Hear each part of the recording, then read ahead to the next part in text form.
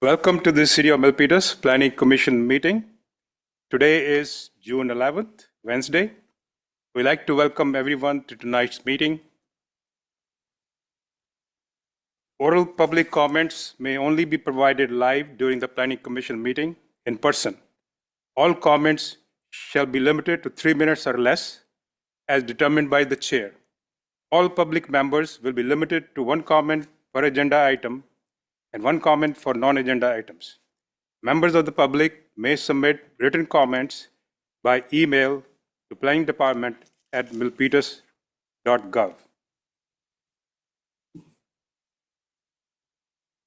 Okay, so moving on, start with the Pledge of Allegiance.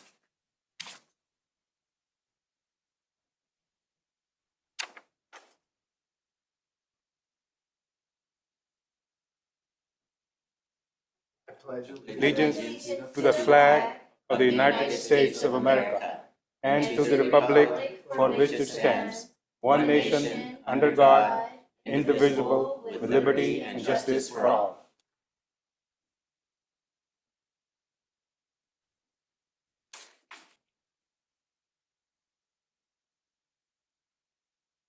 Okay, can we take the roll call, please? Thank you, Chair. Good evening, Commissioners and community members. I will take attendance, starting with Commissioner Kong. She is absent this evening. Commissioner Awasti. Here. Commissioner Medina Ashby is absent this evening. Commissioner Albana. Here. Commissioner Galang is also absent this evening. Vice Chair Calkins. Here. And Chair Gupta. Here. Thank you so much. Next item is conflict of interest. Attorney Creech, would you please ask the questions? Thank you, Chair. I ask the Chair and each member of the Plan Commission whether he or she has any financial or personal conflict of interest related to any of the items on tonight's agenda. Yes, sir. Commissioner Wasti? None. Commissioner Albana? None. Vice Chair Calkins? None. And Chair Gupta? None. Thank you.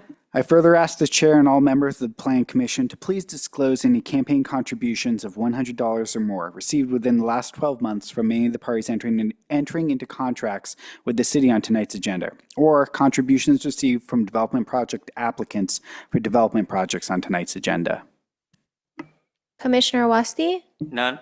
Commissioner Albana? None. Vice Chair Calkins? None. Chair Gupta? None. Thank you. Let the record reflect no reported conflicts. Thank you very much, Chair. Thank you. Thank you, Attorney Creech. Now, next item is approval of the meeting minutes. So let's start with March 26th minutes. Sorry, the agenda, March 20th. Approval of the agenda first, I'm sorry. So can we approve the meeting agenda for today? I'd like to make a motion to approve the agenda for today. I second that. Can you take the roll call, please? Thank you. Commissioner Awasti? Yes. Commissioner Albana? Yes. Vice Chair Calkins? Aye. And Chair Gupta? Aye. Thank you. Okay, now approval of the meeting minutes. Let's start with March 26th minutes.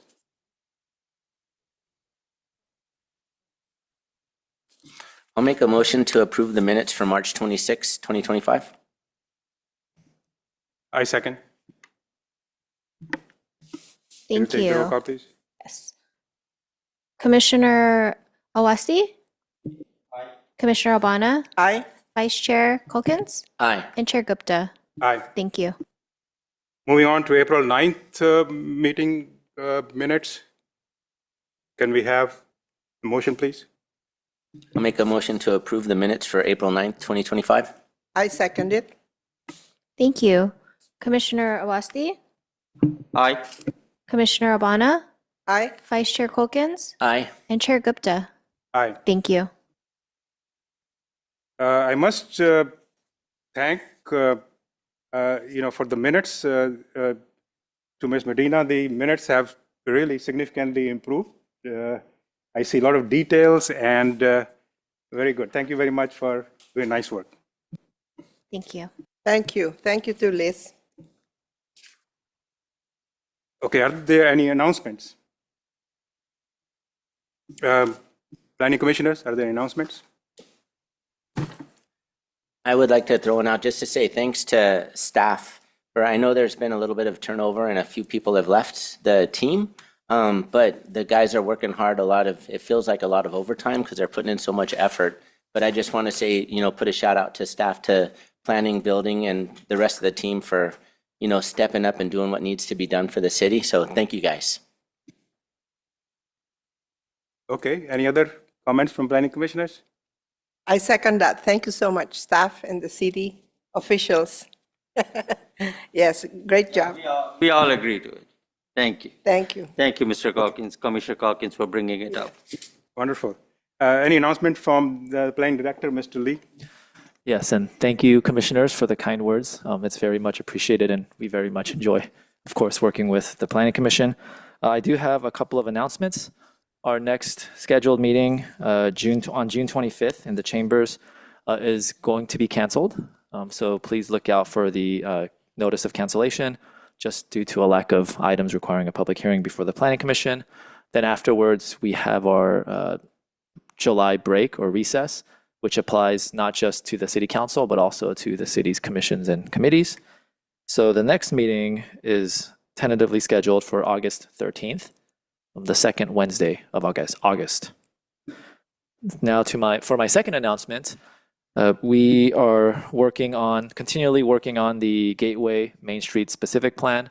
The public draft was released. The public comment period ended on June 1st for the draft plan, but the plan is still up on the website. This is a public draft that once we receive comments, I guess we have received comments and then we make adjustments based off of the comments received and then come back to the Planning Commission and City Council for a recommendation and adoption. Along with the draft plan, we also have a public draft of the Supplemental Environmental Impact Report, which is a requirement from the state per the California Environmental Quality Act. The public comment period for that aspect of the project is still open and will remain open until July 24th, so through the July recess. And afterwards, receiving comments, we will work with the consultant to prepare a response to each comment. So just wanted to announce an update on the Gateway Main Street specific plan. And that's it from me. Thank you. Thank you, Mr. Lee. Now we come to the public forum. Members of the public are invited to speak on any item that does not appear on today's agenda. Comments will be limited to 3 minutes or less at the chair's discretion. When called to speak, you are encouraged to state your name for the record. As an item not listed on the agenda, no action can be taken. However, the Planning Commission may instruct the staff to place the item on a future meeting agenda.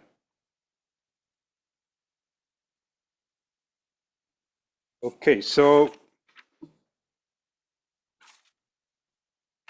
We have no speaker cards, Chair.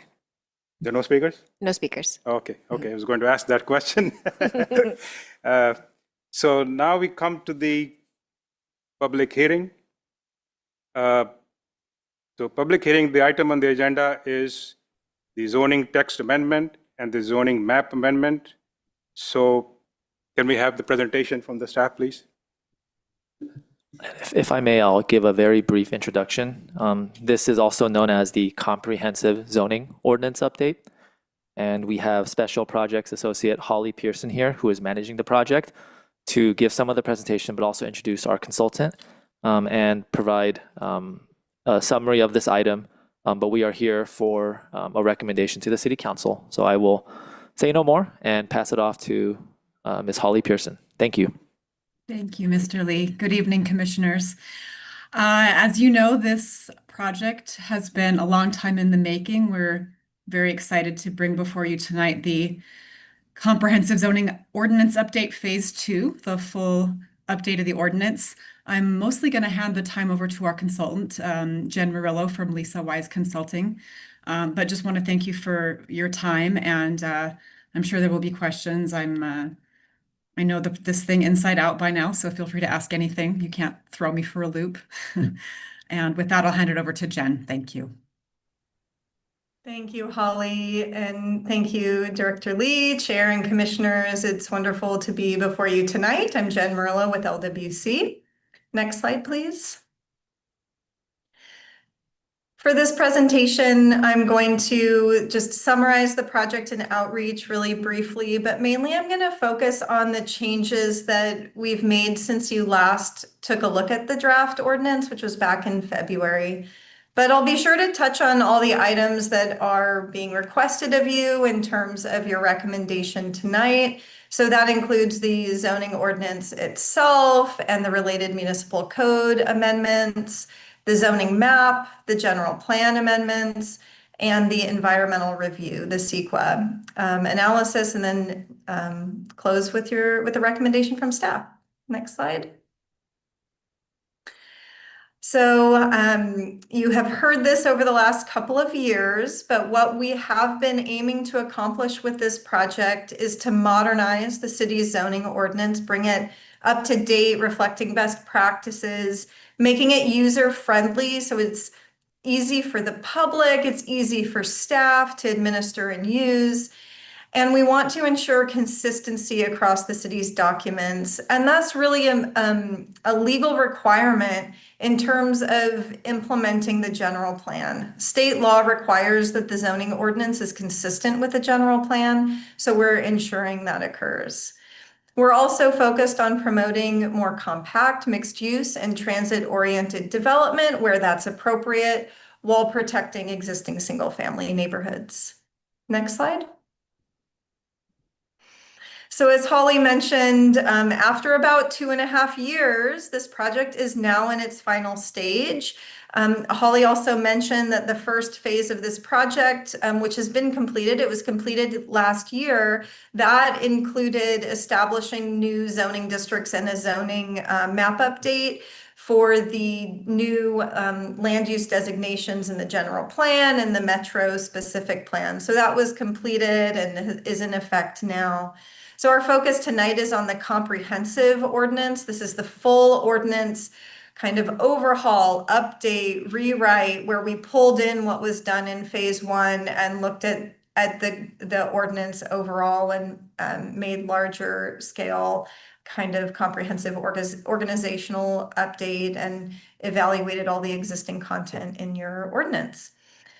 So this is the last stage. We're here at the recommendation under Planning Commission, and then we'll move on to Council for the adoption hearing. Next slide.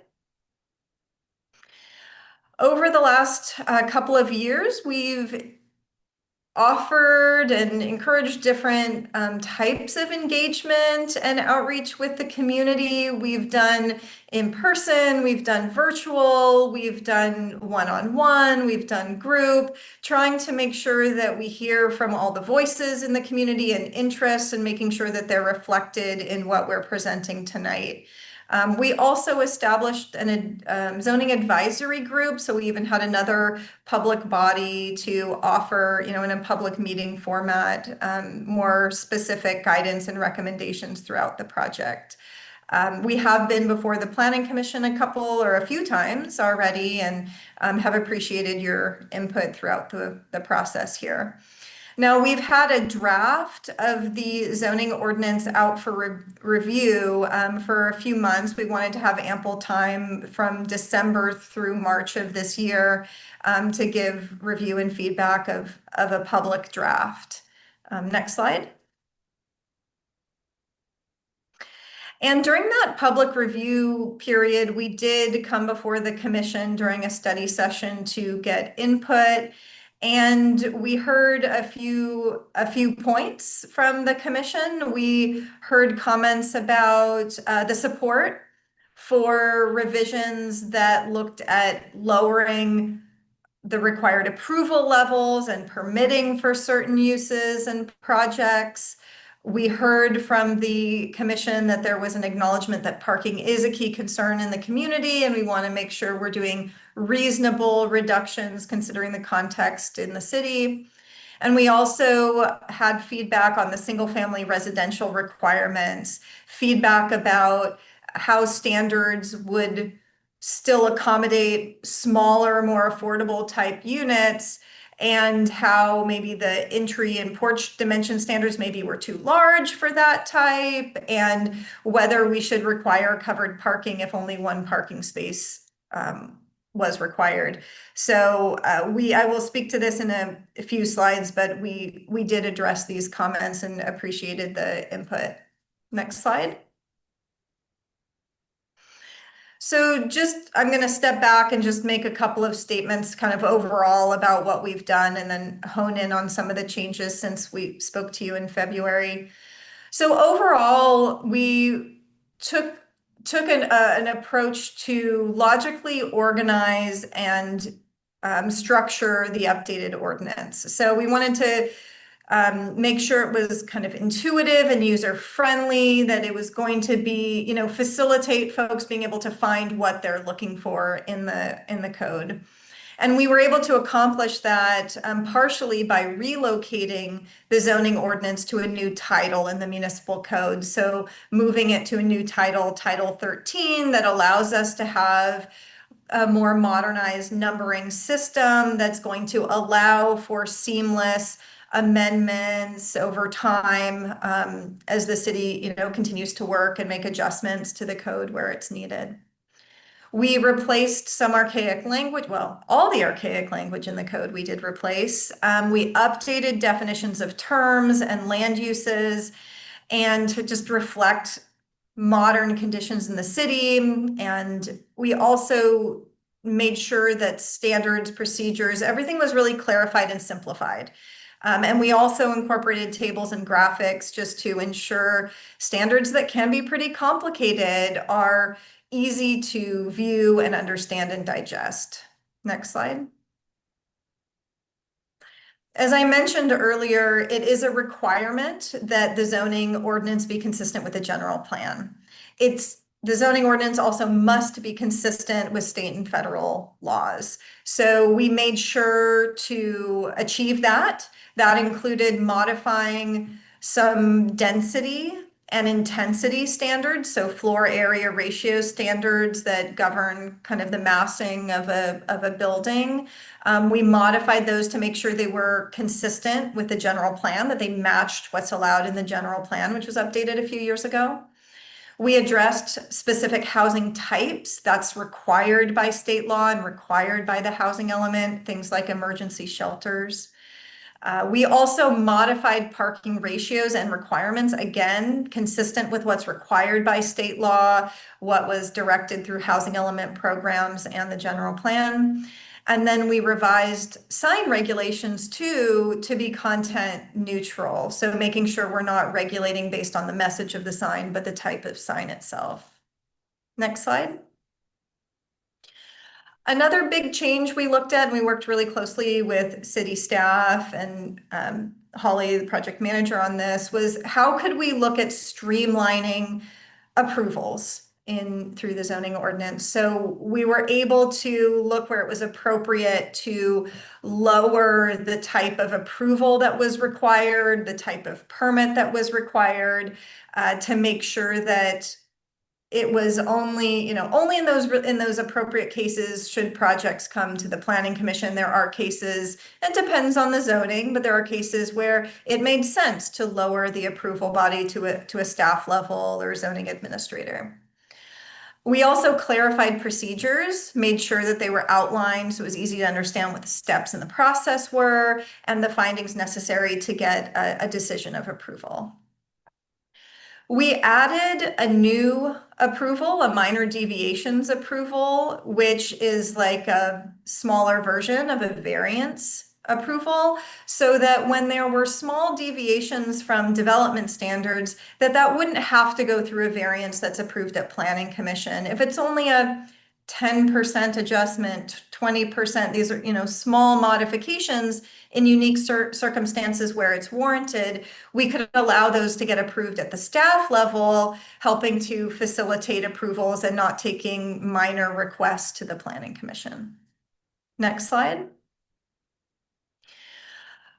And then land uses. Land uses was a big change too, in terms of, we considerably overhauled these uses in terms of again, modernizing the uses and recategorizing them. So taking some specific land use types and putting them into broader, well-defined classes of uses.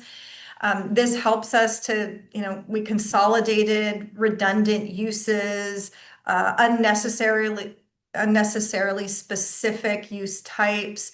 And this reflects really best practices, a modern approach in terms of industry standard, which helps to facilitate new businesses coming in, makes it easier to be clear about what can come in, what it includes, and allows for those uses that we don't know necessarily. Who knew axe throwing was going to come into play, right? So these uses that we don't know are going to come in 5-10 years, defining uses in a way that can be flexible and can accommodate those types of uses as they, come down, a few years down the line.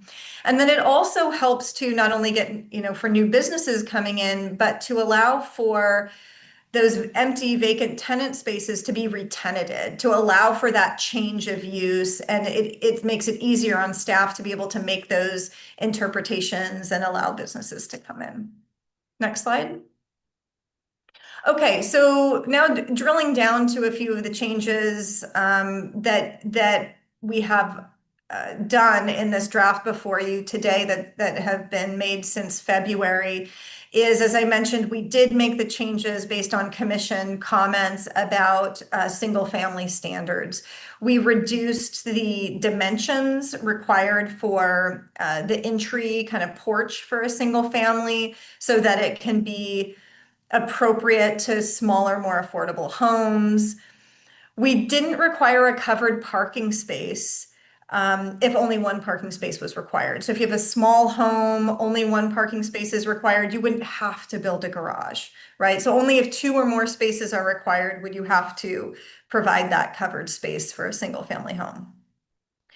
We also got feedback from staff as they've been looking at this draft code and dealing with current permits and requests over the last few months. And we found that it would be appropriate to adjust the sign area allowed for multifamily residential signs to make sure they have a sufficient amount of signage. And then we also added sign standards to that minor deviation permit so that signs can also receive staff level relief for small deviations from standards in appropriate circumstances. Next slide. We added a new use, vehicle sales limited use. This came directly from feedback from the Economic Development Department with a new use that they were coordinating with and it was coming to the city. So we wanted to make sure we accommodated that. We simplified the usable open space requirements. These types of requirements are addressed in the city's objective design standards that were approved a couple of years ago. And we don't want to complicate things. We want to make sure we're not conflicting. So we're referring to those objective design standards to provide the usable open space requirements. The law keeps changing. There continues to be, bills continue to get passed every year. And so we are we did make updates to various components that had changes that included accessory dwelling units. And then of course we made the necessary just typographical corrections and kind of non-substantial changes too. Next slide. So with that, as I mentioned, since the zoning ordinance is now proposed to be relocated out into a new title, that means anywhere else in the city's municipal code that refers to that zoning ordinance must be updated to ensure that the reference to it is accurate and correct. So the recommendation tonight includes those internal consistency edits to those references and also some other cleanup items that staff has packaged in those amendments. Next slide. So the zoning map is also part of this consideration. We did, the city did approve an updated zoning map with phase one, but as we went through this process, there were some other items with the full zoning ordinance update to reflect on the zoning map. And that mainly consisted of eliminating overlay zones that were outdated, no longer necessary, or were being addressed effectively in other ways in the zoning code or through the Metro specific plan or Gateway Main specific plan. So, so we were able to simplify that in terms of the overlays. The freeway corridor remains in place, and we have now mapped that, so it's very clear where that applies.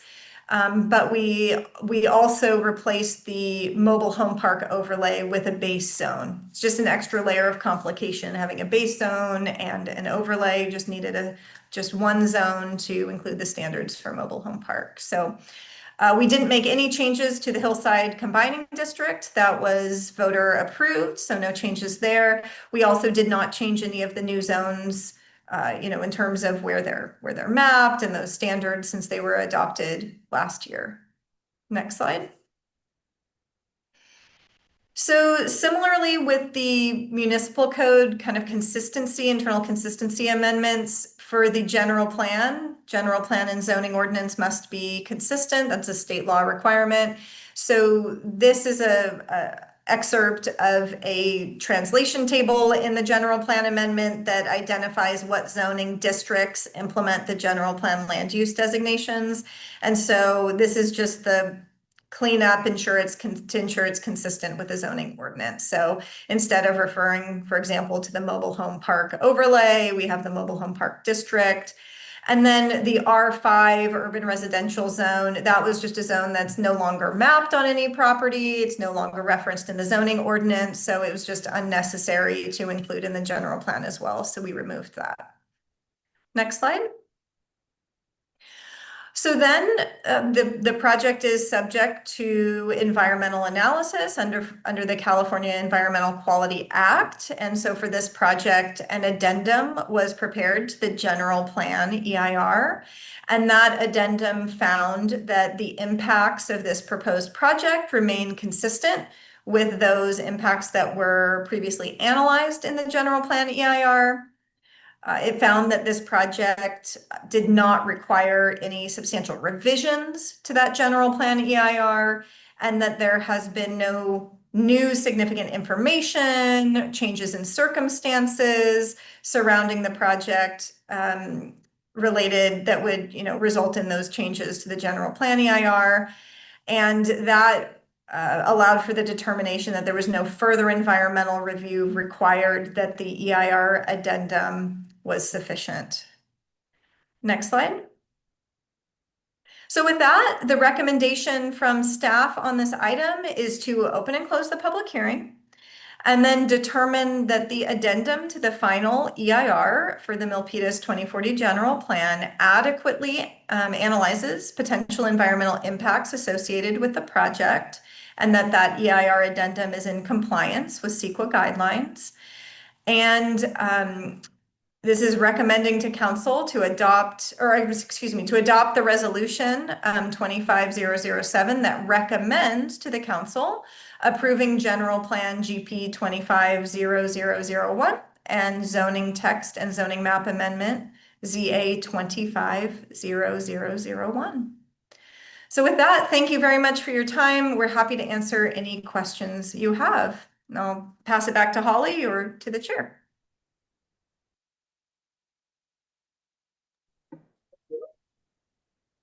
Okay, thank you. Holly, do you have to add something or should we move on? I don't think I have anything to add now. We can continue and here, go ahead, please. Okay. So thank you very much. Nice presentation. Do we have any questions from the commissioners?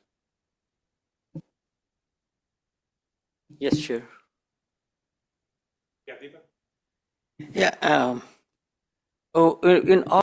Are we losing any commercial and light industrial land to housing?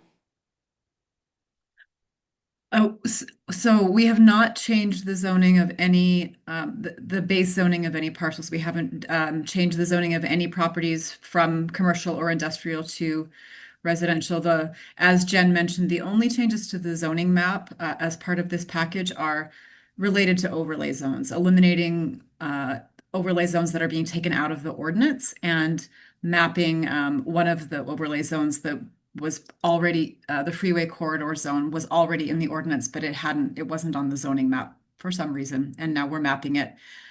So the answer is no, that we're not changing the zoning of any of those types of properties. Thank you. Are there further questions? Anybody? I just had a small question around, because you had mentioned some amendments to the ADUs and some of those kind of things. Are those, and my ignorance on this one, are those like retroactive at all, or do they just become effective after everything is approved? So if somebody's in the process right now, they don't need to change what they're doing. They'll just have to change it if a new application is submitted afterwards.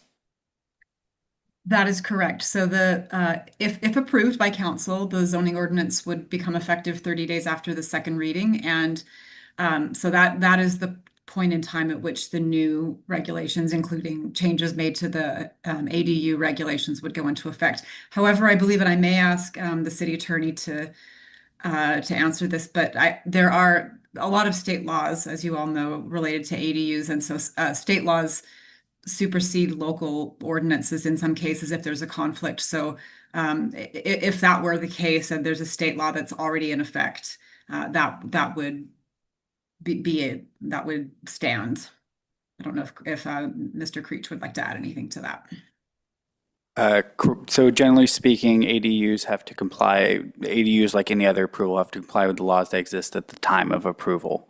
So that would generally be the case if these laws went into effect. I believe, however, Holly, that there is a section that we have in here for in-process projects. That's correct. It's in Part D. And yeah, so it's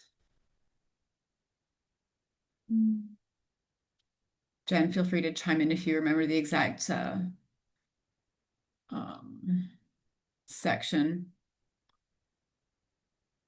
Yeah, I can find the exact section, but there's a provision of the new zoning ordinance stating that if a project has been accepted by the department as complete, so it's been submitted, it's been deemed complete by staff, at the time the zoning ordinance changes, that the new zoning goes into effect, the applicant has the option to request in writing that the project be processed under the previous zoning, in other words, the existing zoning code. But they would have to make that request in writing, and otherwise the new zoning ordinance would apply to any decisions made from the day that it goes into effect forward. Thank you. So apparently I was wrong. It's in Part A. Correct. Just for the record, it's section A2040, subsection G2. Thank you. And of course, that should go without saying, but that would apply to any project, not just accessory dwelling units, but to any development project, any type of permit that's subject to the zoning ordinance. Okay, thanks. I appreciate that. No other questions? I have a few questions. I won't let you go so easy, especially since Commissioner Kong is not here, so I have to ask questions on her behalf also. Thank you. Not on her behalf, but I have to add some more questions because she's not here. Okay, so first question is, when you talk about zoning maps, are there any interactive tools available to help with finding out if I enter ideally what you want is interactive tool. So you enter an address and you can find the zoning for that address, or maybe a strip mall center or something. You can, but I think even there address will still work. So I would say maybe just an idea. You probably don't have it yet, but is that something that LWC especially has seen it or done it for other cities? The city does have an interactive map online it's available to the public. It's on the city's website, a link to it on the city's website.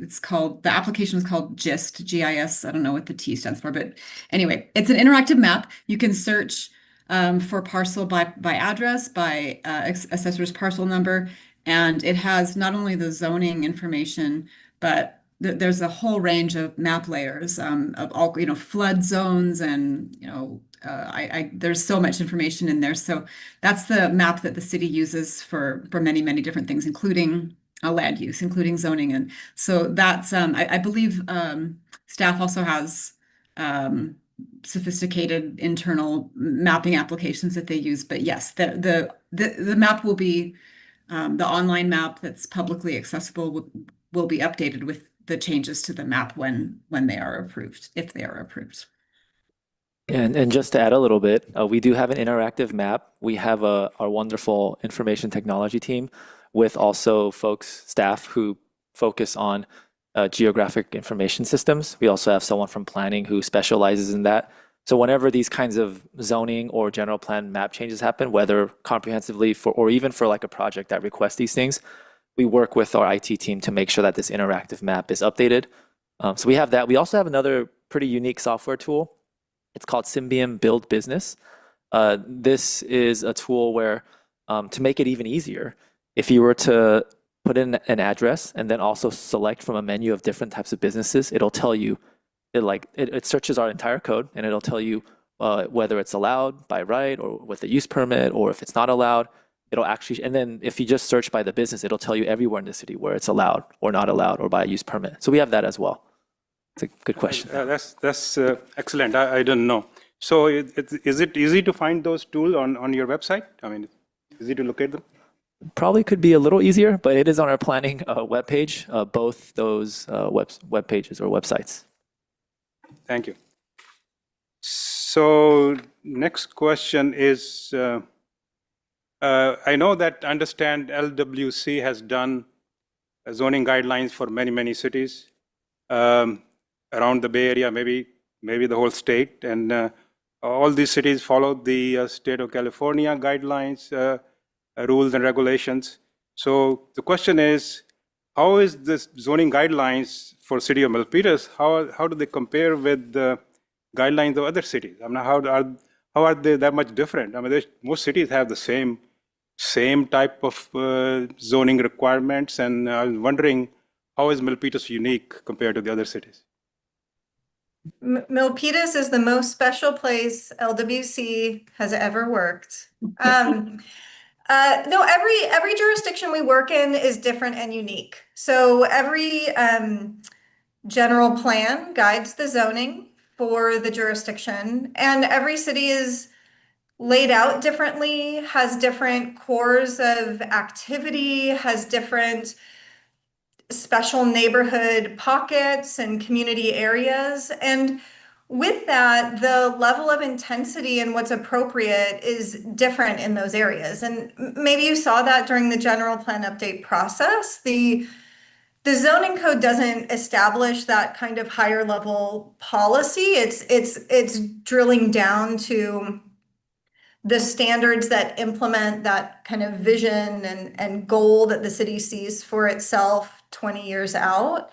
So what we do is, with our experience in doing zoning codes locally in the Bay Area, through the state, across the country, and even internationally, is that we have a breadth of experience in terms of best practices. And we pull those into the zoning ordinance, like for Milpitas, to provide options and discuss those with staff and the community in terms of pros and cons and what's going to work best in your community. So we're able to bring that experience to be able to suss out with the staff and the community what of these best practices is going to help the city deliver on that vision. So I would say that we've worked really hard with the really wonderful staff that the city has to be able to put in place the best standards to be able to get the community to where it wants to be with your general plan. It includes, I think, very, it reflects industry best practices in terms of, how land uses are allowed and defined to be able to take the city over the next, couple of decades with growth and seeing new businesses that you want to see come in that provide the levels of employment and the types of kind of workplace environments and kind of campuses somewhat that you're looking for. So I think we've set the stage for that, and we talked a lot about parking over the last couple of years, and I think that's something where we see jurisdictions being extremely progressive, and a place where Milpitas felt, well, maybe we don't want to go too far, so that's where we look at calibrating standards with you to make it work for you, right? This is your zoning ordinance that you want to have be successful for your residents, for your businesses, for your community groups, for your schools over the next, 20 years. So that's what we try to do. And I think the draft ordinance you have tonight is a really great reflection of that ambition. Okay, thank you. So next question I want to ask is regarding the deteriorating strip centers around town. There are many small strip centers around Milpitas, especially along Main Street, Calaveras, and some older neighborhoods. And these strip centers appear underutilized or deteriorating. So how will the updated zoning guidelines help in encouraging reinvestment or redevelopment of these properties into more vibrant mixed use or community serving spaces? Especially since you're done zoning for other cities, some other cities have solved this problem in upgrading or revitalizing deteriorating strip centers.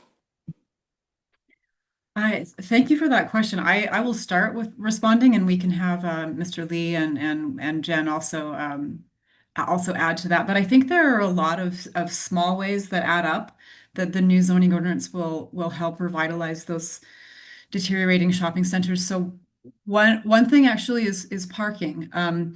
A lot of times a new business will want to come into a vacant space, and there's a situation where if the parking requirement is high, there's not enough parking, and obviously they can't add more parking to an existing shopping center. So it becomes it precludes being able to establish a business, or there could be other zoning standards. So our updates to those types of standards make it easier for new businesses to come in and to do tenant improvements and to bring new customers and new revenue. Jen in her presentation went into a good bit of detail about how we updated the land uses, and that's another way because as she said, it gives us a lot of flexibility to interpret. Okay, there's a business proposed and it it clearly fits into this category, or this description would encompass a wide range of businesses, and including this one, so we can see that this business would be permitted. It makes it gives us more certainty when we're looking at whether a use would be permitted in a certain location. Another thing, and these are all small things, but the sign regulations, that there's a lot of improvements to the sign regulations, and that it's one way that higher quality design of signs, quality materials, the way that the sign looks in terms of the fonts and the background, and those are really small things, but they make a difference in terms of when a new business comes in. We're having a visual improvement to an existing building because our sign standards are stronger. So those are a few things I can think of. I don't know, Jen, if you want to add something, or if the director would like to add something. That was great, Holly. Just one thing to tack on with the uses. We also generally were able to lower the level of permit or review. So not only to allow those uses, but in terms of what would be required to be able to move in. In some cases, a use might have required a conditional use permit, and now it can be approved at the staff level, which will encourage businesses to be able to move in and fill those tenant spaces and make tenant improvements to the property. Absolutely. That's a really important one because as you all know, it's a long process to apply for and get approval for a conditional use permit. It's expensive. So we're making it easier in a lot of cases for businesses to get their approvals that they need, less expensive and faster. I think that's a good point. Expediting the permit process will help a lot. Good thoughts. Any thoughts on this subject from the other commissioners?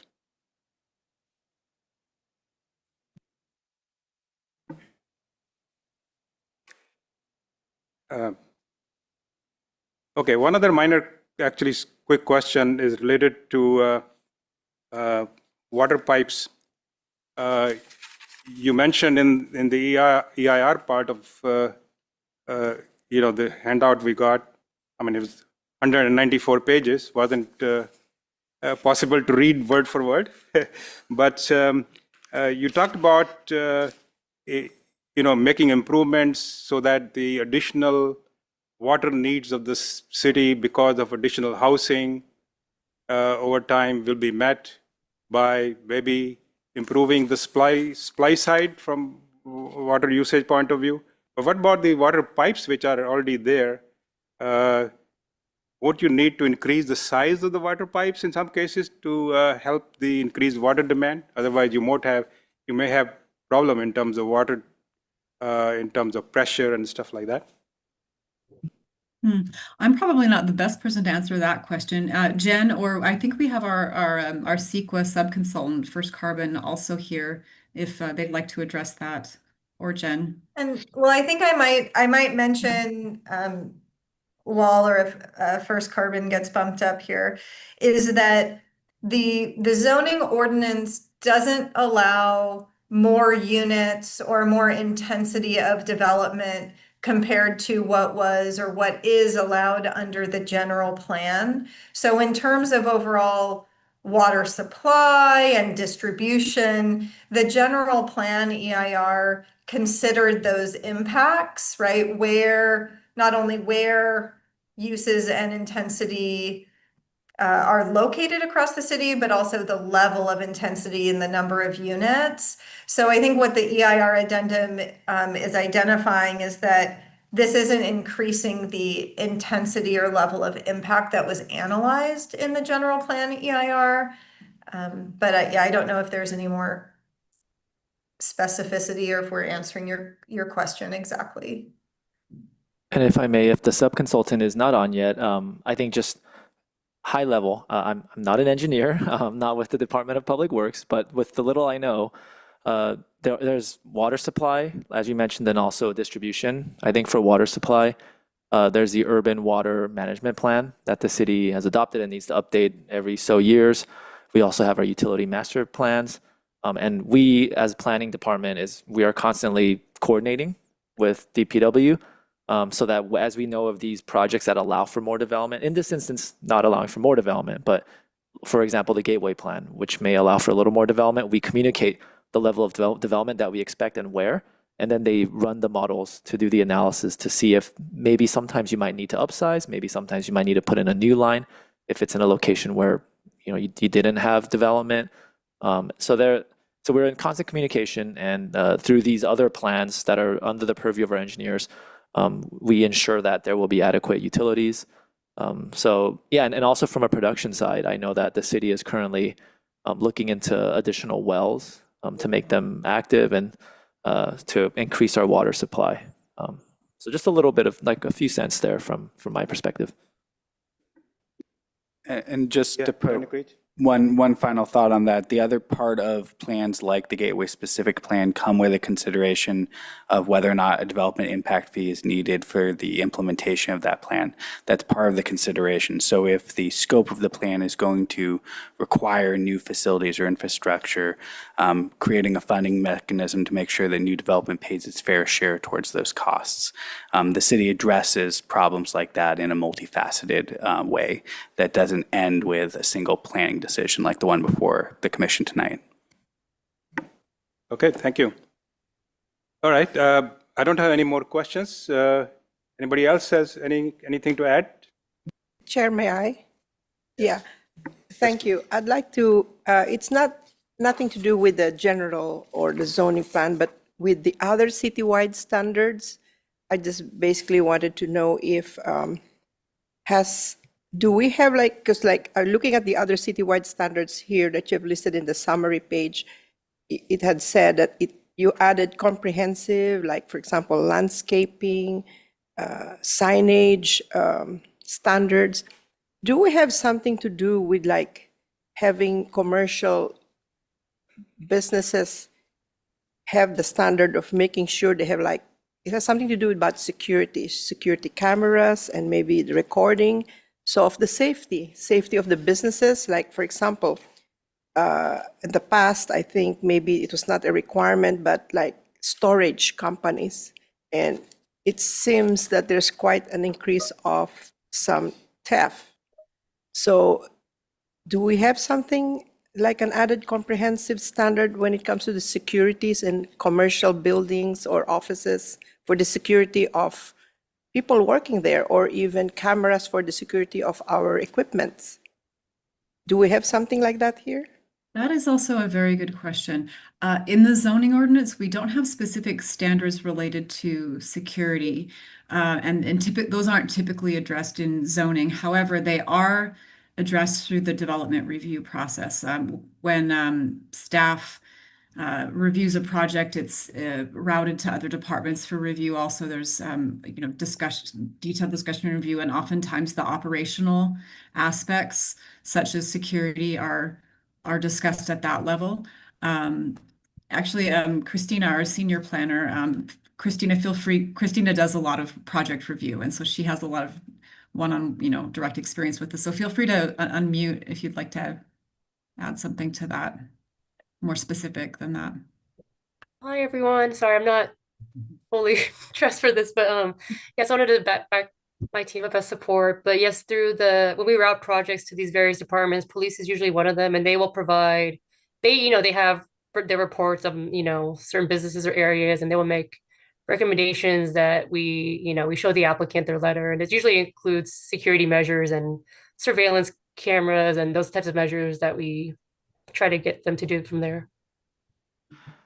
And I could also add, one way is definitely through conditions of approval, which are more project by project, and our police department will provide appropriate conditions of approval depending on the use. For example, if it involves alcohol or whatever it may be. I would say, even though there aren't direct standards related to security, I would say there are many indirect standards related to security. You could promote safety just by how buildings and places are designed. So just having adequate and lively places where there are people, places where people can gather. But to be more specific, there are some different screening standards depending on the use. We also, for example, have a standard where you can have a taller fence if you're next to a public recreation area. And that's specifically acknowledging that when an area like a public trail is accessible to all peoples within the community, and then there may be a business that's located next to that trail, we allow for a higher fence than typically allowed for security purposes. Also some lighting standards, although a lot of the lighting standards are ensuring that the lighting doesn't trespass into other properties. Just as staff, as we review projects, we want to see adequate lighting, like in parking areas. And because one of the biggest deterrents, I think, from what I've heard from police is having lighting so that you can't be doing activities without people being able to see. So there are some indirect ways, I think, that the zoning ordinance does contribute to safety, just beautifying an area in general. And I was yeah, just clarifying because when I was looking at the other citywide standards, of course, this is subs, it has nothing to do with the general plan and all of that, but I guess I just wanted it what happens to, maybe this is for the future, the new businesses that's going to be established. What about the old ones? Is it grandfather that they don't have to follow those standards?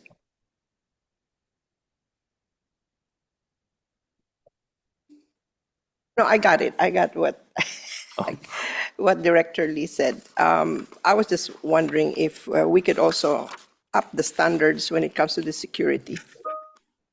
I see. But did you also have a question about new businesses or old businesses and when or whether they would have to comply with the new standards? Yes. Okay. I could take a stab. I think it's related to I'll start one way. If the uses that are not conforming to, so for example, when the zoning changes and a use or a site is not conforming due to either standards or the use itself, it's considered legally non-conforming if it was legally established prior to the zone change. Generally speaking, you're allowed to continue the use that was there as long as it remains occupied in perpetuity. That's called grandfathering. But once you are vacant for over a year, then you lose that right.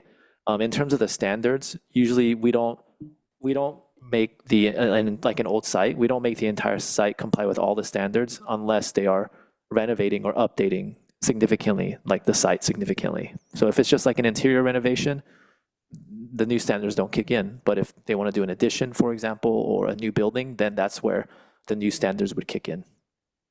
Well, thank you for the clarification, Director. Thank you. Thank you, Chair. Are there any more questions from the commissioners? Okay, so do we have any comments from the public? Chair, we have no speaker cards. Thank you, Ms. Medina.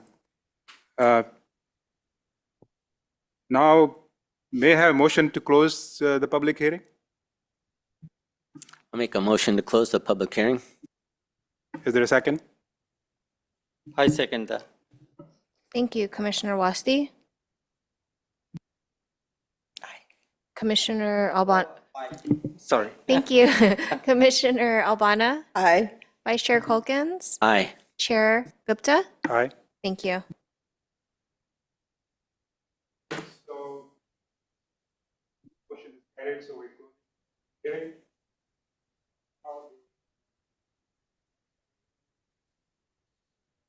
The new business? Sorry, new business? We have to take the vote. Oh, recommendation, yes. Okay, I'm sorry. All right, so do we have a motion to approve the general plan and the amendments that are presented here? Yeah, I'll make a motion to adopt resolution number 25-007, recommending that the city council approve the general plan amendment number GP 25-0001 and zoning text and zoning map amendment number ZA 25-0001. I second. Thank you, Commissioner Wasti. Aye.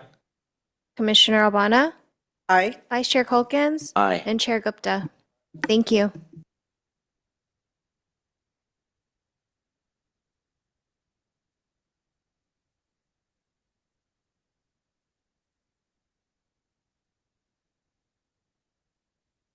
Which is new business. Are there any items for new business from any of the commissioners?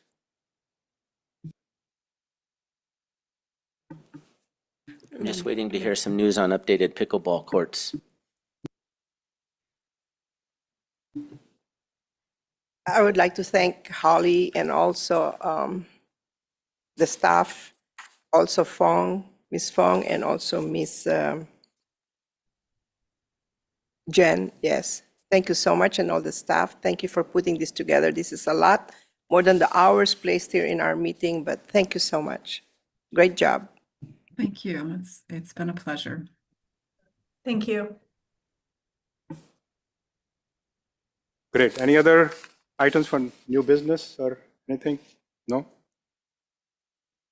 Okay, so I just want to read this. Any person aggrieved by any final decision of any board, commission, or department head, the city of Milpitas may appeal the decision to the city council by filing written notice of the appeal with the city clerk within 12 calendar days of the date of said decision and paying the required fee. This time limit shall be strictly enforced. Okay, so do we have motion for adjournment, please? I'll make a motion to adjourn the meeting. Second. Commissioner Wasti, Aye. Commissioner Obana, Aye. Vice Chair Calkins, Aye. and Chair Gupta. Aye. Thank you.